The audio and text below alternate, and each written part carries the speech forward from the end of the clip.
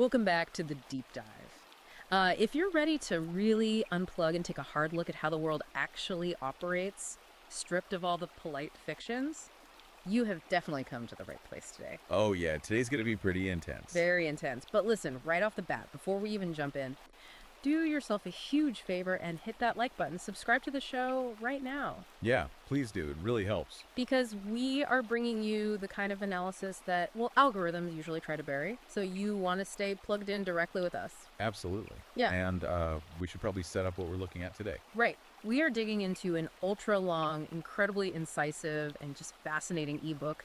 It's called Cross-Cultural Understanding Sensitivity to Inferior Cultures by Conrad Riker. And do not let that academic title fool you. No, not at all. It sounds like a sociology textbook, but Riker actually describes this book as a manual for cultural warfare. He literally calls it ammunition for rational men. Which is a very specific hook. Yeah. He says if you've ever felt like society is actively punishing your natural instincts, your drive to protect or compete, this book was written specifically for you. It's heavily aimed at men who feel completely alienated by modern culture. Right. And before we get any further, we really need to lay down a disclaimer here. Yes, very important. Because the source material we are covering today is highly politically charged. It touches on both extreme left-wing and right-wing cultural flashpoints. And just to be completely clear, we never take sides on this show. We are not here to endorse Riker's viewpoints or validate his political stances. Exactly. Our mission today is simply to impartially report on the content. We are just unpacking the arguments and the data exactly as Riker presents them in the original text. Yeah. So you can understand the ideas driving this specific ideological framework. Perfect. So with that said, I want to tell you right now, go check Amazon Kindle or Google Play Books to buy this book, because what we're covering today is literally just the tip of the iceberg. Yeah, the amount of data in this thing is staggering. So go grab it if you want to see the primary source for yourself. Yeah. So let's start with the mission of Riker's book. How does he set the stage? Well, his goal is to explore this very red-pilled analysis of history and biology. He argues that modern institutions have basically been captured by feminist and Marxist ideology. Captured, that's the word he uses. Right.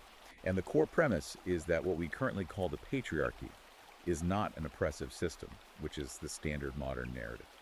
He argues it's actually the only system that has ever created stable, lasting civilizations. He goes all the way back to what he calls the Stone Age blueprint, right? He does. And this is his foundational argument. He says you simply cannot firmware update 200,000 years of human biology just because it's the modern era. Right, the hardware versus software analogy. Exactly. He says no biological reality is the hardware. You can try to install new societal software like HR policies or new cultural norms about vulnerability, but if that software fundamentally contradicts the hardware, the whole system crashes. And he brings some pretty heavy receipts to back this up. He talks about male protective violence being the actual bedrock of civilization. Yeah, he cites a really fascinating study from the University of Nevada. They looked at skeletal remains from pre-agricultural burial sites. So we're talking way back. Before cities, before anything. Right. And they found that men had 27% higher trauma rates than women. 27%. I mean, that is a massive gap. It is. And the trauma was consistent with blunt force and defensive wounds. Riker uses this to argue that men literally acted as the physical buffer between their tribes and total extinction. They weren't sitting around talking about their feelings. No, they were taking spear blows. And Riker says this willingness to absorb violence is basically the rent men have historically paid for the privilege of authority. Protection in exchange for leadership. Exactly. And then he pivots to show how modern society is completely hypocritical about this blueprint. Oh, the Swedish military example. That part blew my mind. Yeah, from 2019. The Swedish Defense University decided to enforce strict gender quotas for combat roles because, they wanted the numbers to reflect perfect equality. Because Sweden is extremely progressive. Very progressive. Yeah. But Riker points out the actual data from the fitness tests. When they applied the raw physical standards, only 3% of women passed, compared to 68% of men. 3%. It's basically a rounding error when you're talking about outfitting a military. And his point is that biology doesn't care about equality laws. You can't legislate bone density. Right. He says we're building institutions on wishful thinking instead of capability. And he points to the infrastructure jobs that keep society from collapsing. 93% of electrical line workers are male. 96% of firefighters. We just conveniently ignore who's doing the dangerous work. He calls it the knowledge suppression industry. We're totally fine with men taking all the risks in the shadows, but we criticize those exact same male traits in public. Which brings us to the Sully Sullenberger story. Oh yeah, the miracle on the Hudson. Right. Riker points out that Sully saved that plane not by taking a poll or having a feeling circle with the crew. He used what Riker calls command presence. He was authoritarian, he barked orders, he just took control. And he saved 155 lives doing it. But Riker says if a young boy acts exactly like that in a modern classroom, loud, dominant, taking charge, he gets diagnosed with ADHD and medicated. It's a huge contradiction. We pathologize the exact behavior we absolutely rely on during a crisis. We punish the sheepdog for acting like a dog, basically. And he scales this up to whole societies, comparing matriarchies and patriarchies. He does. He looked at the Mosuo tribe in China, which anthropologists love to hold up as this matriarchal utopia because women control the resources and lineage. But Riker looks at their actual output. Right.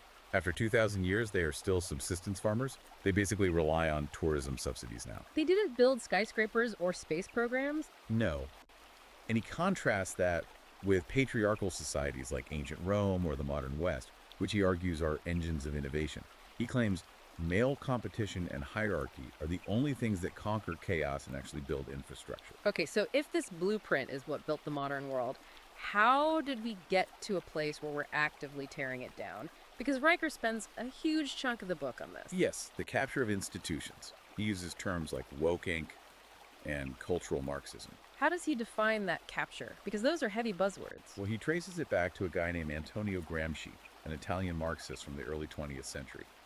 Gramsci realized you couldn't just violently overthrow Western societies because the working class actually liked their culture and their families. So the revolution had to change tactics. Exactly.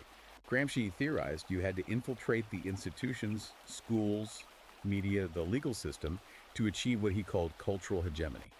You change the culture from the inside out. And Riker argues this has been completely successful in the West today. Very successful. He points to universities as ground zero.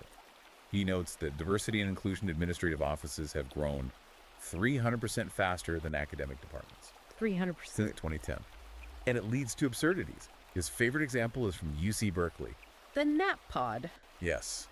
Berkeley apparently spent $250,000 on a specialized nap pod for students who were feeling stressed by microaggressions. $250,000 for a nap pod. Meanwhile, in the same exact school, Riker points out that engineering students who are mostly male are stuck trying to repair 50-year-old lab equipment because the university says there's no budget. It's feelings over physics. That's a brutal contrast. And it bleeds into the corporate world, too. He spends a lot of time on the James Damore firing at Google. Right, the engineer who wrote the memo. Damore cited peer-reviewed biological studies to explain why there might be gender disparities in tech. He wasn't ranting. He was trying to use data to optimize the workplace. But he got fired. Because the data contradicted the ideological software. Riker calls it a modern heretic burning. He points out Google was doing these privilege walks where managers were supposedly instructed to dock the performance reviews of anyone who didn't play along. It sounds like an absolute nightmare for anyone who just wants to do their job based on merit. Well, Riker points out that the DEI industry is now valued at over $9 billion annually. And he juxtaposes that massive industry with the fact that male suicide rates have tripled since 1990. Man, that is a dark correlation, which transitions us perfectly into the psychological side of this. He had a whole chapter called the vulnerability trap. This is a very controversial part of the book. Riker outright tells men to reject the modern advice to open up and be vulnerable. Because we hear that constantly, right? That men need to cry more, share their feelings. Riker says it's a trap. He says society claims it wants vulnerable men, but ruthlessly punishes them when they actually show weakness. He brings up Ryan Leaf. The NFL quarterback. Right. Leaf was under immense pressure after being drafted, and he honestly admitted to reporters that he was struggling with depression. He did exactly what society tells men to do. And what happened? Riker argues the league immediately labeled him fragile. He lost his leadership capital instantly, and it effectively destroyed his career. High-performance environments view vulnerability as a liability. And he compares that to the Exxon CEO during the Valdez oil spill. Exactly. The CEO famously said, "We fix problems, not feelings," which sounds incredibly cold. But the stock price recovered and soared because, as Riker argues, the market rewards stoicism and competence. People want the captain to fix the ship, not cry about the leak. But what about relationships? Because women constantly say they want emotionally open men. Riker calls this the double bind. He cites a Psychology Today survey that found 68% of women admitted they actually lost attraction to men who cried in front of them. 68%. So the stated preference completely contradicts the revealed preference. Right. It's biological hardware overriding social software. He also scales this up to corporate decision-making, which he calls the estrogen effect. This was the Blockbuster example. Yes. He claims that when the Blockbuster board vetoed buying Netflix in 2003, 3 of the female board members were pregnant. Okay, that's a very specific detail. It is, and Riker uses it to argue that pregnancy and high estrogen biologically correlate with extreme risk aversion. He says they prioritize stability over a risky new business model, and it killed the company. So he's saying high testosterone risk-taking is required for innovation. Exactly. Suppress it, and you get obsolescence. And this idea of biological drives really comes to a head in his section on sexual economics. The dating market. This is where it gets really real for a lot of guys. Very real. He analyzes Tinder data to explain hypergamy. And the stats are pretty shocking. Women swipe right on only about 4.5% of men, 4.5%. So 95% of men are basically invisible. while men swipe right on 61% of women. Riker sets up this comparison between Chad and accountant Bob. Chad being the top tier guy. Right, tall, handsome, top 5%. He gets hundreds of matches. Meanwhile, Bob, who's a decent hardworking guy of average height, gets maybe 3 matches a month. Because the apps have algorithmically enforced this hypergamy? Yes, the average guy is now competing against the top 1% of men globally, not just the guys in his neighborhood. And if a guy does manage to navigate that and get married, Riker outlines some terrifying financial risks. He calls it financial chivalry. He points out that women initiate around 70 to 80% of divorces, but men pay 93% of all alimony. That story about Mike from Detroit was brutal. It really was. Mike was a mechanic working 60-hour weeks. He lost 72% of his net worth in family court. Now he lives in his Dodge Ram fixing cars in parking lots, while his ex-wife uses his alimony to vacation in Cancun. That completely breaks the feedback loop of hard work and reward. Why build anything if the state can just take it? Exactly. So Riker asks, what's the solution? Right, the reclamation. How do men fix this? Well, he says you don't protest, you opt out. He introduces this wild concept called reproductive realpolitik. The artificial wombs. I couldn't believe this was real science. It's happening. He cites Chinese scientists who successfully grew a lamb in a plastic bag system for 4 weeks. That is massive. Riker thinks this technology will eventually end the monopoly women have on reproduction. He theorizes it could make child support and traditional marriage completely obsolete, giving men ultimate leverage again. That is profound. But what about strategies for right now? He advocates for the homeschool underground. He says if public schools are spending 38 grand a kid to teach microaggressions, you pull your boys out. He mentioned that mom in Texas. Yeah, teaching her kids thermodynamics by using BBQ smoker pits. It's about building a parallel system where boys can be boys and competition isn't shamed. And building male-only spaces. Borderless patriarchy. Right, gatekeeping. He mentions networks like Andrew Tate's War Room or MGTOW financial groups. He advises men to adopt the Reardon Protocol, which basically means strictly enforcing your boundaries. Rejecting the idea of false equality and insisting on functional hierarchy. Exactly, saying I will lead, I will protect, but I will not compromise the mission to spare someone's feelings.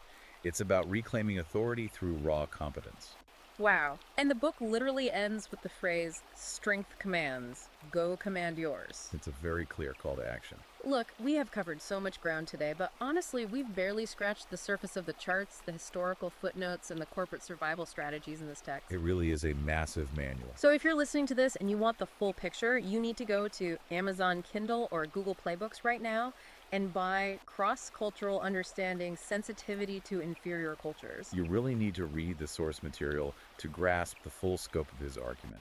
And if you want to keep up with how these strategies are evolving in real time, you need to follow the author directly. Follow at Conrad Stryker on Substack. Yeah, his Substack goes into even deeper analysis on a weekly basis. He's tracking the culture war as it happens, so go follow him. And hey, if you got value out of our deep dive today, don't forget to like this video and subscribe to the show. We are going to keep bringing you these deep, unfiltered analyses. Absolutely. Before we sign off, I just want to leave you with one final thought to mull over. If technology like artificial wombs actually does succeed in decoupling reproduction entirely from biology, what happens to the concept of gender itself? Does the biological hardware even matter anymore if science allows us to completely bypass it? That is a wild question to end on. Something to think about. Thanks for tuning in, and we will catch you on the next deep dive.